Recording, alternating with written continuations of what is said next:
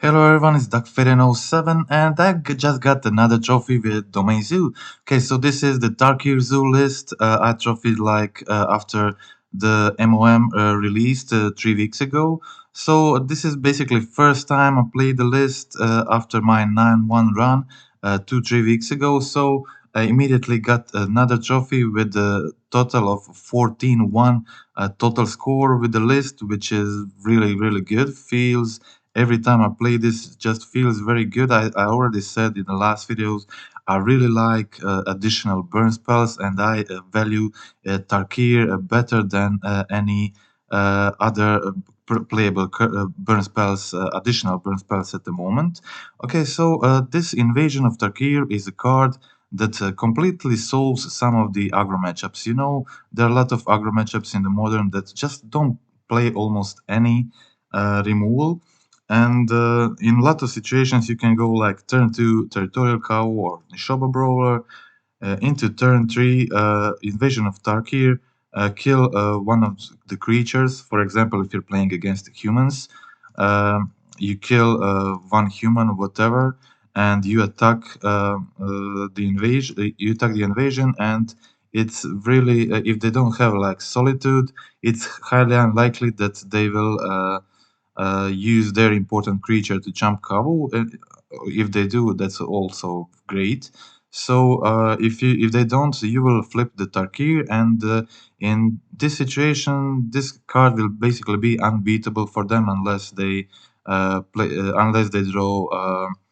Uh, Shining Shoal or what is it called, the Solitude.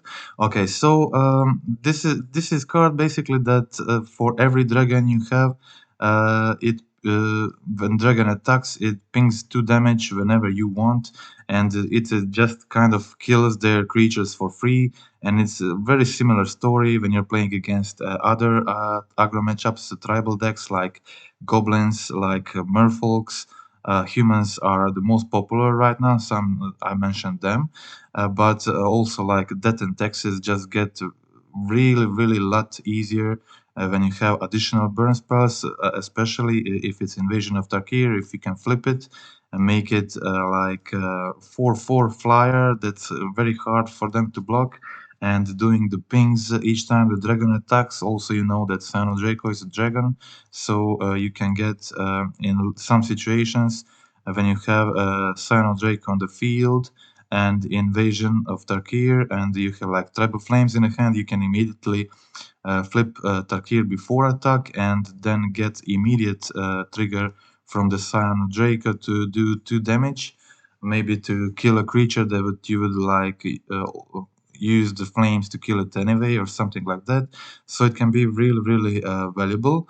And I think Tarkir kind of helps with these matchups, and these matchups can really be tricky. Like all the tribal decks, and there's like a lot of them, and there are just other random aggro decks currently in the modern, and one of them also very important, played a lot, is Yagmoth, and additional burn spell can really be good in that matchup, and it will be your priority to flip the Invasion of Tarkir. Like a Scion is very good against Yagmoth. It's a very good tempo. They can't like easily kill it, and they can't easily block it. And the Invasion of Tarkir, when you flip it, it's like Scion of Draco on steroids. So every attack, you get to kill one of their creatures, and you also get to kill a lot of the mana dorks this way, which can then prevent them from playing Yagmoth. It can also help you kill Yagmoth if you have it, like if you have like 2 dragons, or you succeed to flip 2 invasions of Tarkir. It can get really crazy, and that is definitely the matchup where you will prioritize flipping the Tarkir. So that are just a few examples. There are other examples, but I think this is a really useful card, and I prefer it to the other options. So as I said, currently 14-1 total score with this list. Feels very great, very satisfied with the sideboard. Sideboard feels pretty much perfect at this point, and I'm not. We are just going to go to the league and watch some games. So watch that 5-0 league I played right now. So first game, it was against Trellon. Streamer, he's always playing mono black control and playing that very good. And mono black control is one of the worst matchups for Domain Zoo because of just of the amount of removal they play. And Sino Draco is very. It's one of the good cards in this matchup because they play Fatal Push, they play Blood Chief Thirst, so um, it's not very easy for them to get rid of the Scion. So unfortunately, I had a good hand, had a pretty good hand here, but unfortunately my opponent played first and they had the Shadow of Doubt. Shadow of Doubt, so I wasn't able to get my land. I had enough lands, so I didn't care about land, but I really wanted to put the Scion into play because they just can't get rid of him. And so yeah, I tried to go for the attacks. Of course, they have removal. They play only removal, but unfortunately, they had another Shadow of Doubt, which just kind of let's say give them enough time to stabilize. And now they got coffers, and yeah, Karn, Karn on the field, which makes this game pretty bad for me. And I didn't notice I draw Breeding Pool, so I accidentally play a land and fail there, but it wasn't that important. My Scion would die anyway from the invoke, so it really didn't matter, and this game was pretty much over with the 7 cards in their hand and 10 mana here, so I just conceded next turn, and that was game 1. So let's go to the next match. Let's go to the next match. Yeah, as you can see, they play like Demolition Fields, Field of Ruins. There are Shadow of Doubts also, but Fatal Pushes, Engineered Explosives, just a lot of these stuff that um, they have a lot of good answers for a lot of stuff I'm doing here. But when I'm playing first in this game, it was pretty hard for them to follow.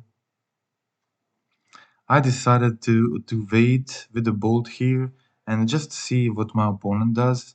They find a demolition field, so at this point I decided to go for the bolt.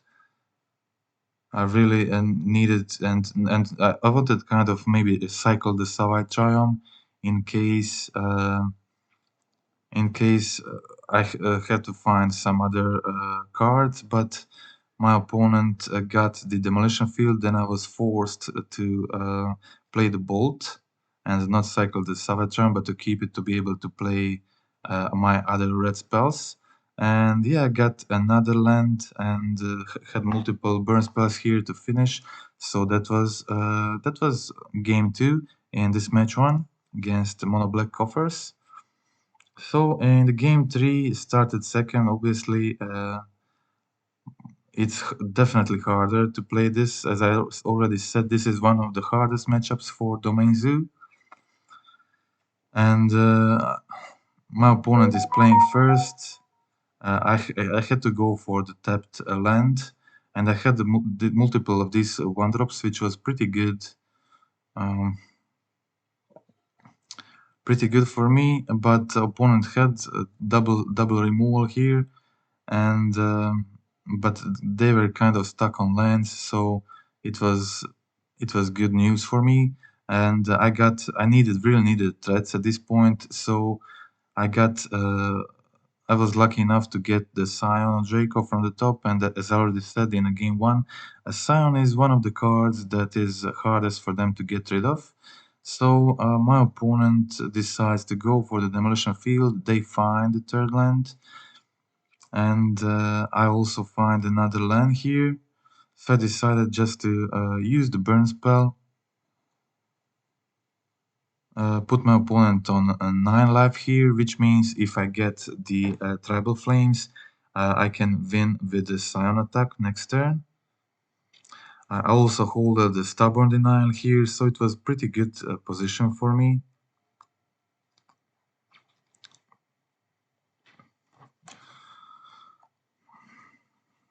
Okay, so my opponent didn't have their 4th land, so they just passed the turn.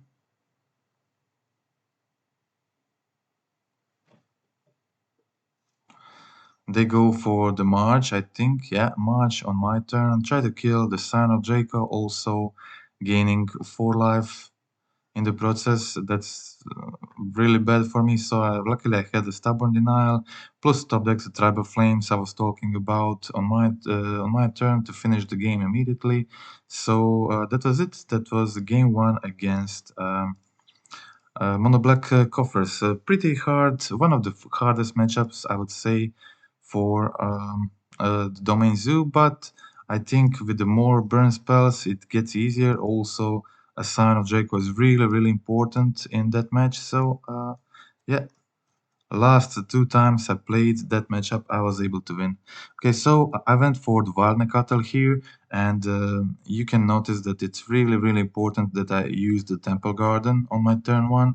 If I didn't use it, now my Wildnecatl would die from the Wren trigger, which would be pretty bad. So definitely, when you're playing against Wren 6 or you're doubting that you're playing against Wren 6, just go for the Temple Garden if you can afford it.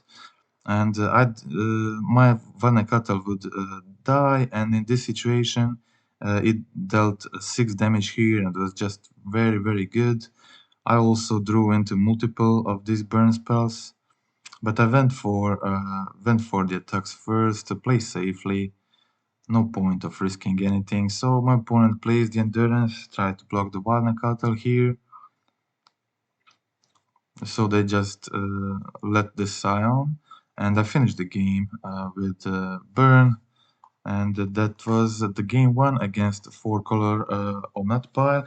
And I will also notice that this matchup gets significantly better with additional burn spells, because I was always saying a lot of times that to beat the 4-color Omnat, you need to draw a hand with a few creatures and multiple burn spells. So that is like often the best kind of hands against the folklore net parts, especially the ones playing ephemerate solitude stuff, and yeah, so the burn spells get really good in this in those matchups. Okay, so as I was talking about that, um,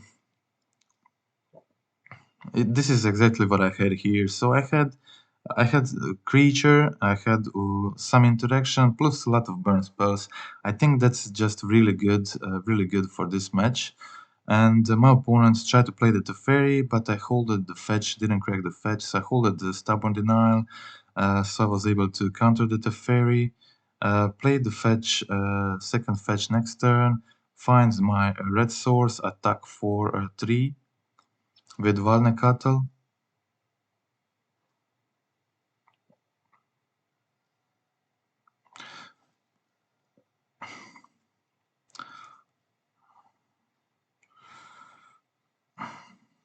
Okay, so I just went for the Tribal Flames face and find my fetch, play in the cattle, find another red source.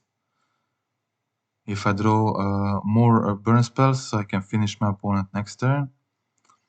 Opponent goes for the March here, kills my Valnecatl, which is fine. I have Nishoba Brawler, I go for the Bolt Face, opponent decides to go for the counter spell, and I use the Leyline Binding to get rid of the Fairy. I don't want them preventing me using my Stubborn Denials if I draw one, or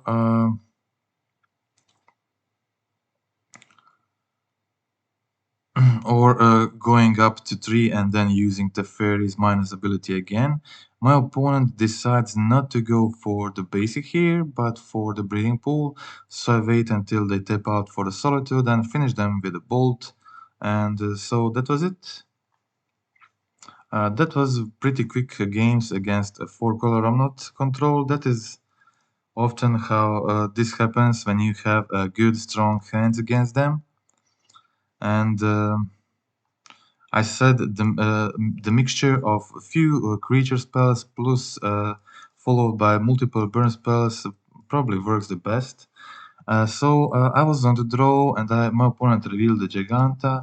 So there is like 50-50 chance that it's like either Tron or the Breach or the Prowess. So it was the Breach and I kept interactive hand with the Bolt, Denial, Binding, and that was pretty good.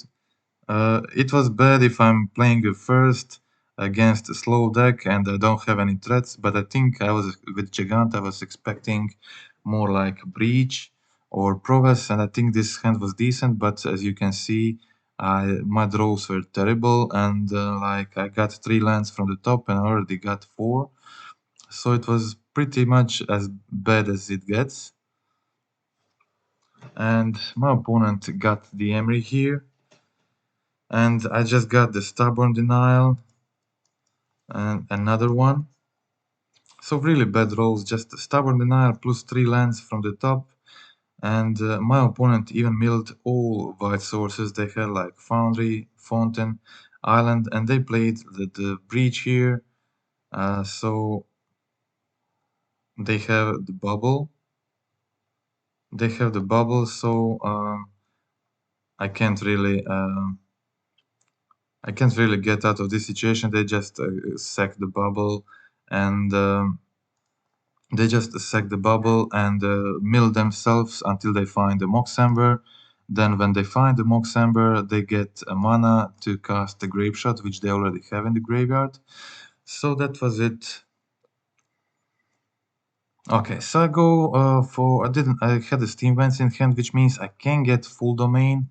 I decided to go for the Zagotron because I played the Hidetsugu deck. I think it's very important to have black and red available to you in this matchup. Hidetsugu can really be hard blowout against them. I went for a draw discard here, trying to find lands, of course. My opponent plays the Gust, and I decide to go to destroy the Urza Saga in response. I think that was the best play. But they had another Saga. They had another Saga, and I had another cow. Decided to put the one they gusted on the bot, and now I had a cow again. I was able to continue attacking. I decided to discard Nishoba Brawler. I already had 2 burn spells here.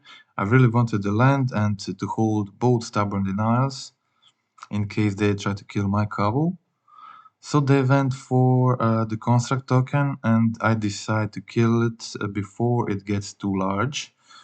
So I didn't want to risk them having like spell pierce for my Hiritsugu or something, and I definitely wanted to hold these flames for to go face. And I was definitely expecting some removal spell or something similar from my opponent. So I was definitely holding for this stubborn denials, and they did have it. I was able to attack for 4 damage here. I was satisfied with my hand, so didn't want to wanted to keep all the cards. Hiretsugu in case my burn plan doesn't work out.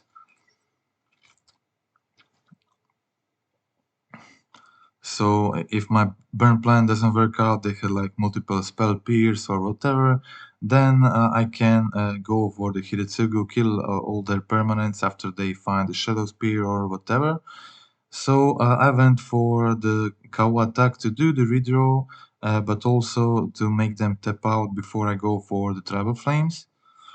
I saw a trade, I played this safely, played slowly, so no point in hurrying. I go for the Tribal Flames with the Stubborn Denial backup, they have just 1 mana, so it's a secure kill, and yeah, go for the game 3. Okay, so in the game 3 against the Breach, Grinding Breach, playing second and keeping like decent hand, multiple burn spells, removals, creatures, it's pretty decent. Okay, so I didn't have a full domain with the lands I had in my hand, but I was on the draw, so I had two draws to try to find something. I did find a cow, which is pretty good. In this position, they can't easily kill it. They have stuff like Pet Exile, which is fine by me. And I got another land here, which was pretty good. And my opponent was stuck on one land, and they concede. So my hand was pretty good. Like I would probably win if they didn't have a breach anyway, but they were stuck on land, so they decided to concede this, and that was it. Okay, so that was match three against a grinding breach, and we now go to the match four. Okay, in the match four, a pretty good hand, three creatures, a bolt, three lands. It's kind of perfect. Okay, so it was Tron, and the Tron is traditionally one of the easiest matchup for Zoo. Of course, sometimes they have a natural. They're playing first, and they have natural Tron from hand, but they had a Blast Zone here. I had the two 1-drops in my hand, but they still needed kind of to find the land to be able to use the Blast Zone. They didn't find it immediately, but after these two rings, so they go for the Oblivion Stone here. And you see just how good the additional burn spells are here. So even if I draw the Invasion of Tarkir, I would still have the lethal. And after bolting opponent, it would have like 12 of the burn spells in this deck, which means also Ragavan for the dash. That means like I have uh, I have 13 or more spells that I can top deck to immediately win against my opponent. I also have my companion. So basically, very good position. Definitely very hard for opponent to deal with all of this. So that's it. Okay, so that was a win game one against Tron. In the second game was pretty quick. On the draw, it's basically the type of play that it's how Tron usually wins against Domain Zoo. Pretty good example. So again, Ragavan plus burn spells, I think that's pretty good. Opponent decides to kill the Ragavan and not crack the map, which means I was able to natural state it. So I took my, I decided to go for it and just take away um, their land, but they find the Urza mine and go for the Sundering Titan on their turn 4 to kill whole my board, and I had to concede this. This is GG. So that's how usually Tron wins against Domain Zoo, but it's not very easy for them to do this when I'm on the play. I had to move the first hand. I kept the forest plus fetch. So I went for Wild Cattle. I had multiple options here. Minor misstep is basically a bit late here too, and I don't want to go for the steam vents because then I can't find the Zagot. And I really want to make my Valnekatel 3-3, not 2-2, so I think Sacred Foundry was much better choice at this point. Opponent probably hoping to do jump with the Warping Veil, but I have a Lightning Bolt end of turn. So they die with the 7 cards in hand. I have also Tribal Flames to finish them on my turn. So that was it. Okay, so that was quick games against the Burn. And we'll now watch the last game. Last game was Prowess. Prowess is not an easy. Prowess is not an easy match for the Zoo, especially when you're playing the second. But also, as I said, having additional removals, like now we have Chain to the Rocks. On the sideboard, I have Tarkirs. In the main, I two chains to the rocks on the side. These are all very cheap removals, which is very good for their creature-based hands. So my opponent was stuck on one land here, which definitely helped, and I was able to go for attack here, do the draw discard, play the binding on their creature, then flames their less shredder, shock in to go for the Ragavan. Uh, I uh, I decide not to play Valnekatel, but to play safely with Stubborn Denial in case they draw something good. So I go for the Ragavan again because they have to jump the cow and I have Stubborn Denial, so I'm pretty sure they won't be killing my cow. Okay, so I got the Dragon Ray Channeler from the top of their deck. I got the Wild Cattle. Plus holding the Stubborn Denial here means it's almost impossible for my opponent to get out of this situation after they play the Bolt end of turn. It's pretty obvious they had a breach, so they need fourth land to go for the double bolt, but I have the Stubborn Denial this whole time. So Stubborn Denial seals the game, and that was the game one. Let's see the game two.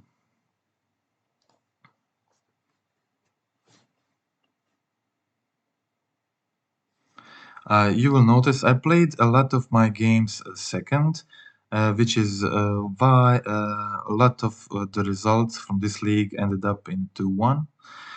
Definitely, you always want to get rid of the Channeler in this matchup. It's their best, I mean, Sprite Dragon and Channeler, probably their best creatures.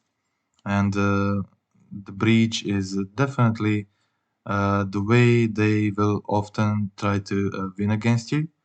Okay, my opponent goes for change the equation, counter my cow here, and they ended up not having really another threat, so they just went for the Gigant ahead, but had plenty of removal.